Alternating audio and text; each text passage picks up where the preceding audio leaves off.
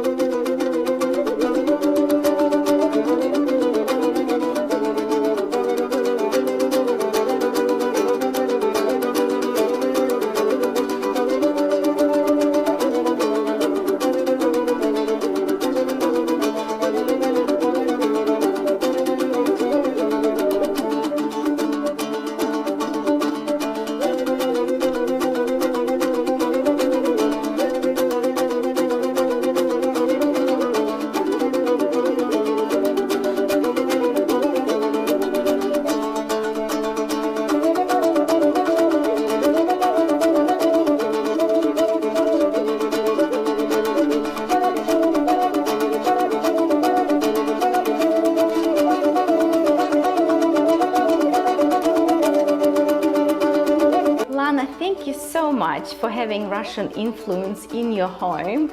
This looks incredible. Elena, thank you so much for coming. Thank you so much for giving me this opportunity to introduce you and introduce Australia to my culture. How long have you been in Australia? We arrived to Australia in 2005, so it's probably like 15 years now. And so this is how traditionally you greet your guests? That's how we greet our guests in Kyrgyzstan, and usually how we greet our friends here in Australia. So we usually start with the tea. The way we make our tea is just normal black tea. Got lots of different colors in it. It smells beautiful. So then we'll just wait a couple of minutes for tea to brew, and we usually drink our tea from these little bowls. They call piala. Piala. And usually we pour little bit every time, just little bit, so it's always stay hot and it doesn't get cold while you're drinking. So how did you come to Australia, Lana? I got married very young, and me and my husband, we had that opportunity to come to Australia.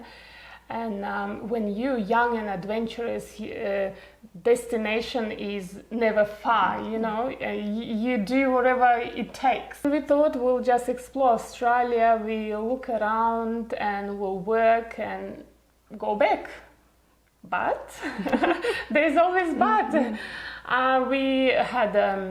We made few friends here from Kyrgyzstan, from Russia, and then through talking there we found that we can have a chance to stay in Australia permanently. So we used the chance, and within a year we got permanent residency. That's incredible. Yes, now we have 3 girls, 2 of them born in Australia. And we are a big family, 5 of us now. Yes, that's wonderful. When you said you got married young, is it something that normally happens in Kyrgyzstan? Is it a tradition? Yeah, it is very common to marry young. And usually even from back in the culture, people would make, like if they are good friends or close friends, they would make promise to each other. So if one of them has son or one of them has daughter, they would promise to each other that their kids will marry one day. Yeah. So, but it didn't happen to me, but yeah, that's normal to get married very young. That's fascinating. Yeah. Tell us what you've got here. Yeah, these bread pieces here, they call borsok. Usually this is the main thing that should be on a Kyrgyz person's table in our culture. So borsok and kaymak. Kaymak is a cream, freshly made cream. And that's how you start with the borsok and cream and tea. So I ask you to please have one. Is that how you do it? Yes. Yeah.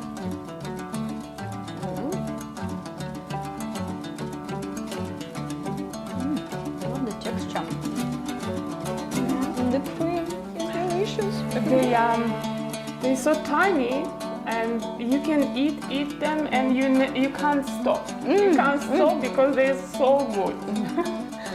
Lana, what would you say the key cultural differences are between Kyrgyzstan and the former neighboring Soviet Union republics?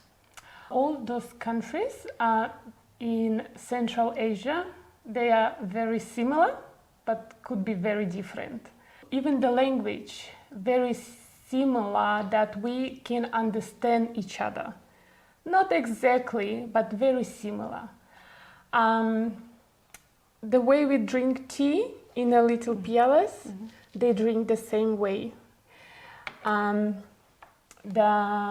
We drink black tea. I know Uzbekistan prefer green tea.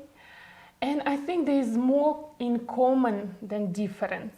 So you've got Kyrgyzstan, and the surrounding countries are Uzbekistan, Kazakhstan, Tajikistan, and I think the stan that keeps us all together, united and very similar. Yes. The difference also could be the food, the traditional foods. What's modern life like in Bishkek compared to the life in Melbourne?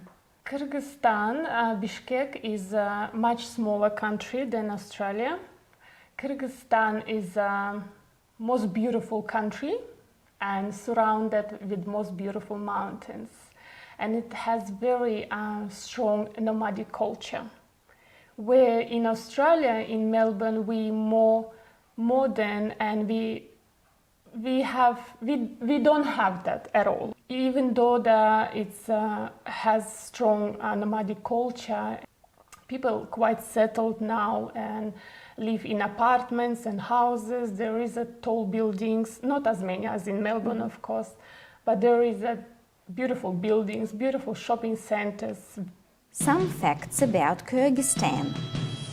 Kyrgyz is thought to be derived from the Turkish word for 40, a reference to the 40 clans of the great Manars. The country's flag, a nod to this, features a 40-ray sun. Kyrgyzstan is sparsely populated.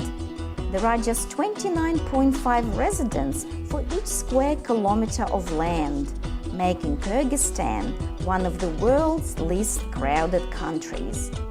The mountainous Tian Shan region covers 80% of Kyrgyzstan and has been described as the Switzerland of Central Asia. China is the only neighbor to Kyrgyzstan that doesn't end in the suffix "stan." According to UNESCO, the Tian Shan mountain has been worshipped for several millennia. There is a legend that women who climb to the shrine at the top will give birth to healthy children.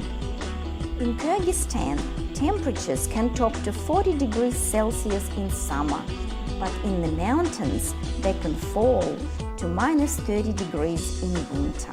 Lana, what are some places in Kyrgyzstan that you would recommend to visit that characterize your country? In Kyrgyzstan, most popular place to visit is Issyk. It's a very popular lake, and it's largest lake that you will see. And it's beautiful, it's deep blue in color, and you would never regret if you visit that place. It's a must-see place when you go to Kyrgyzstan. Sounds magnificent. It is. It is. And I can imagine the backdrop surrounded by mountain range. Yes, and top mountains can be still covered with snow, others can be just green, and it's a spectacular view. The other interesting thing about that lake is that even though it gets very cold in Kyrgyzstan winter time, it never freezes. So the name of it, Issyk, translates as hot lake. So it's a magic lake. for tourists that come to Kyrgyzstan, they set up yurts, these houses. You surrounded with the mountains, you live in the yurt, and it's quite modern these days, and you have all the access to the bathroom and all your needs. So, and you will be living in this house, and you will... 5-star hotel. It is. They made it as a 5-star hotel these days. So it is very great experience if you want to go to Kyrgyzstan. That's the places Beautiful. you need to see and experience. In our culture is that everything will be on the table. Sweet and savory, fruits and nuts and jam and butter and sugar, everything. So what it is that people sit, they socialize, they talk, they eat, and like today I got here dessert called chak-chak. It's very traditional and very popular in Kyrgyzstan and Central Asia. So it's basically a pasta dough and covered with the sugar syrup, honey and sultanas. So please try. I will, and I just would like to probably tell the audience that we will have all of this on Instagram pages, Russian Influence and also Lana's. Yeah. So there will be amazing recipes, especially Lana being the chef. Usually when we have very honored people over to our house, we would make whole lamb. So we would butcher the lamb and we make few dishes out of that lamb. So the first dish will be making kurdak. Kurdak. Back in nomadic culture, it's very simple ingredients: meat, potato, onion. Yeah, onion, just in pieces like that. And we've got our meat already cooking on the stove, frying. And these are some spices. That's the spices.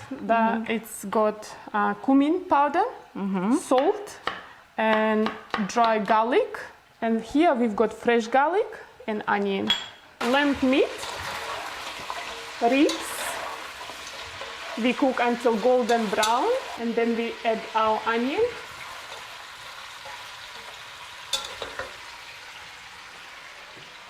And we add our spices.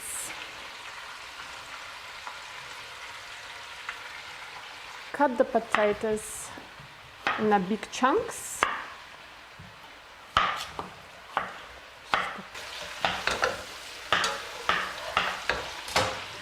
One of the dishes we'll be making shorpo.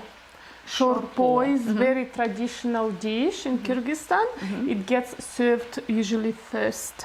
After tea. After we have our tea, we'll be serving shorpo. So with that, I boiled my lamb for a couple of hours. So I've got rich broth. And in that broth, we're gonna put some capsicum from here. Capsicum.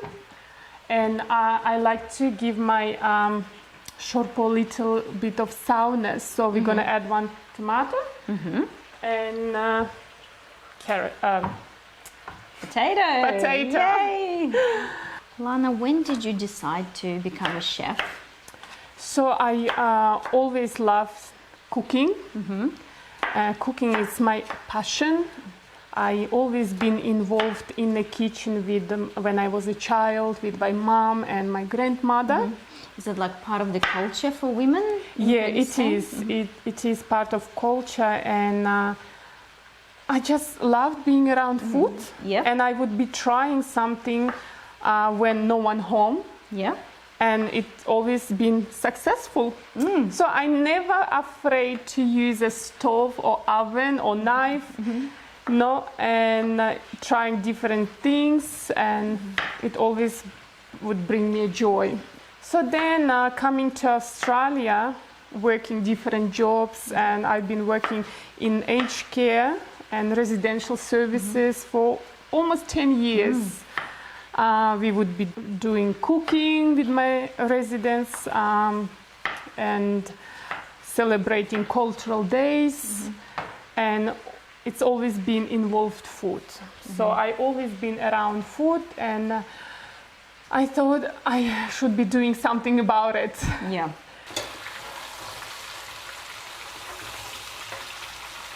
I've got my broth here. It's very rich and meaty. So I'm gonna add all my vegetables in here.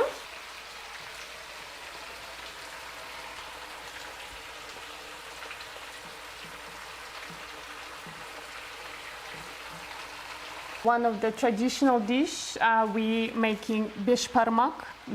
Beshbarmak is made of pasta, broth, and meat. So beshbarmak is translated as the 5 fingers. 5 fingers is because it gets to serve on a big round plate. And going back to nomadic culture, people would sit around the table and will be eating from one plate all together as a big family. So I'm gonna roll this dough out now, and it is very traditional. It's very common for girls in Kyrgyzstan, for young ladies to know all this. I've got my rolling pin here. I brought all the way from Kyrgyzstan, and sometimes I even feel it's not big, not long enough.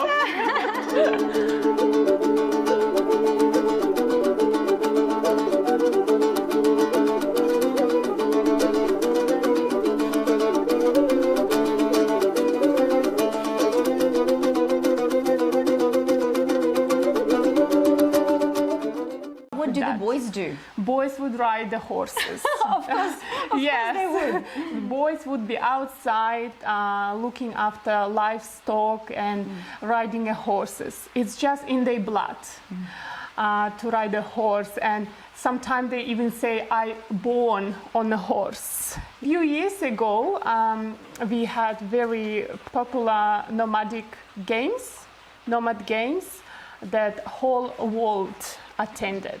It's a very big thing for Kyrgyzstan, and then 2 years ago they built a special stadium for that in Cholponata.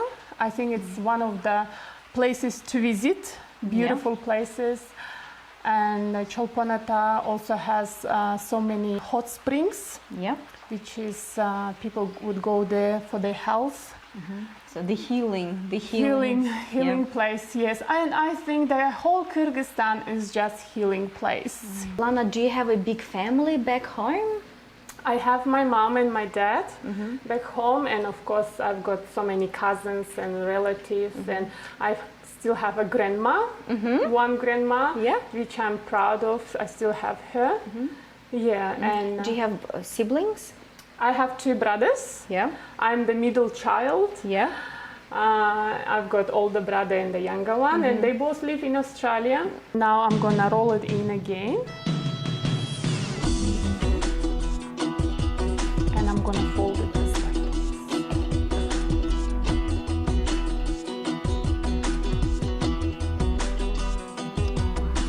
In our culture, there's no diets.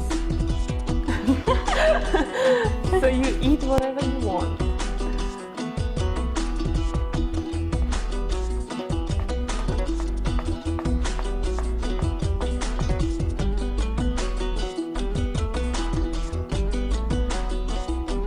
With beshbarmak we make like a sauce. It's called chuk.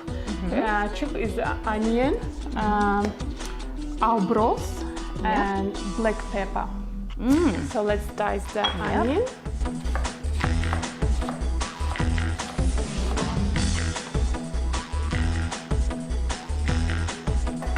We use same broth that we cooked earlier. Lots of black pepper. It's got pieces of meat in here, just like this.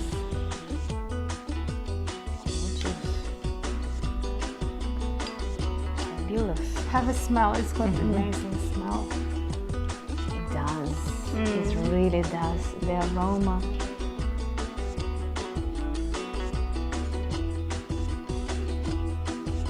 Lana, I see that you have a lot of traditional dishes, but what is the signature king dish of Kyrgyzstan?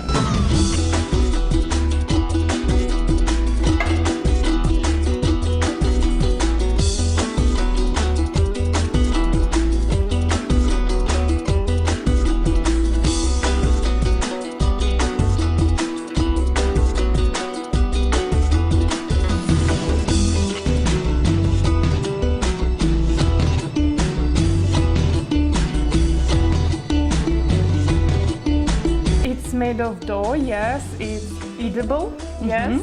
It's like a bread. This is, as you can see, it's a yurt. The nomadic people that lived in. Yeah. So I'm just gonna cook some part of these noodles.